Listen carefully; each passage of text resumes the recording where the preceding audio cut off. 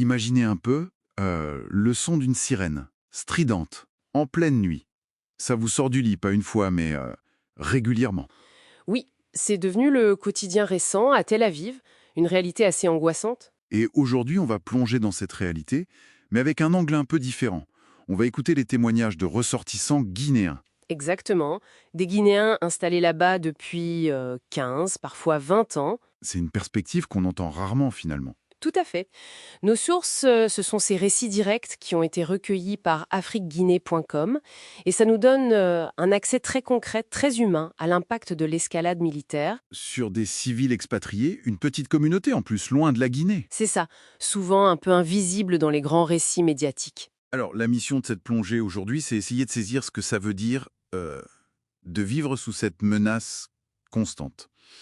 Comprendre un peu les peurs, la résilience aussi. Les stratégies de survie et puis les fragilités particulières de cette communauté. Ok, alors, déballons ça. Comment est-ce que cette tension, au jour le jour, elle transforme la vie?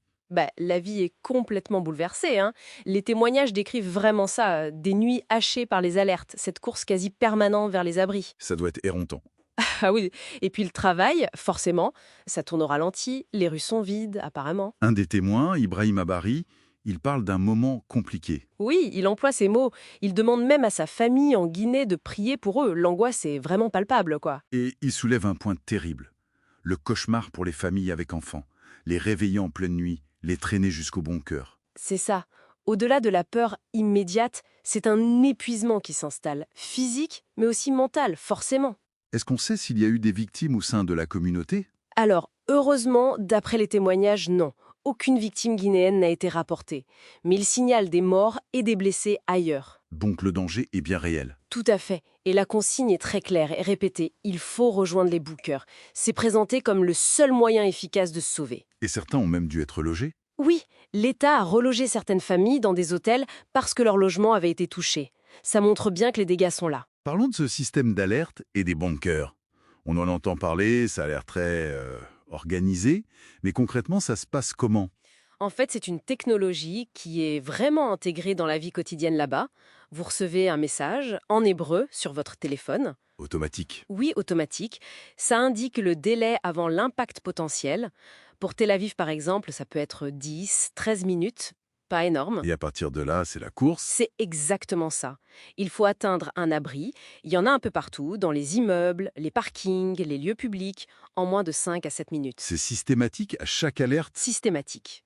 Une vraie course contre la montre répétée. Répétez, ça doit user les nerfs. Est-ce que la solidarité entre voisins, ça aide à tenir? Ah, c'est essentiel, d'après ce qu'il raconte. L'entraide est forte, les voisins s'alertent mutuellement, ils vont frapper aux portes.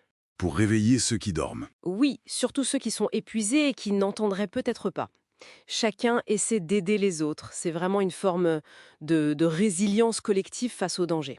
Pourtant, l'autre témoin, Alpha Omar Bari, il dit bien que même s'il continue de travailler, avec des horaires réduits, mais quand même, tout le monde a peur ici. Oui, il insiste là-dessus. Le sentiment de peur est partagé.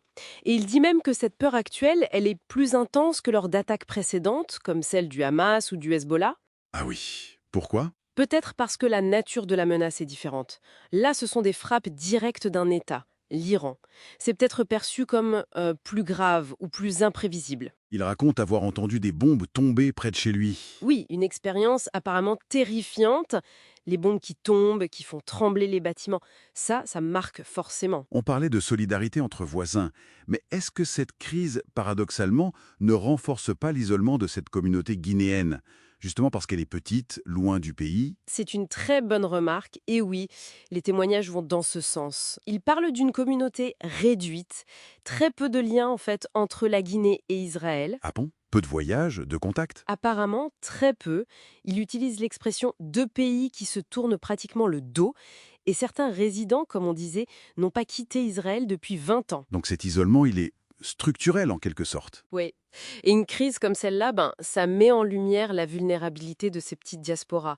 Peu de poids diplomatique, un réseau de soutien extérieur qui est plus limité. Ce qui mène à une solitude encore plus grande en pleine crise. Voire des regrets d'être là. Oui, le regret est parfois évoqué dans les témoignages, mais c'est souvent mêlé à une forme d'acceptation du destin, si on veut. Ils se serrent les coudes entre eux au sein de la communauté. Et l'inquiétude des familles en Guinée doit être énorme. Immense, oui.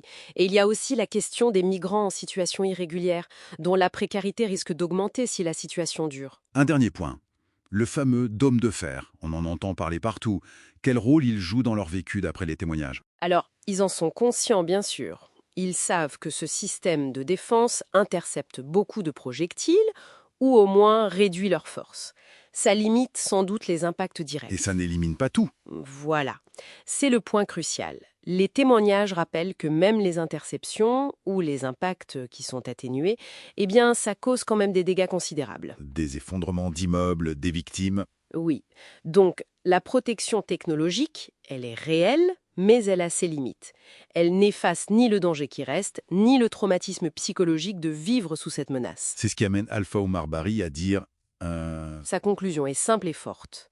Seule la paix peut nous sortir de cette situation.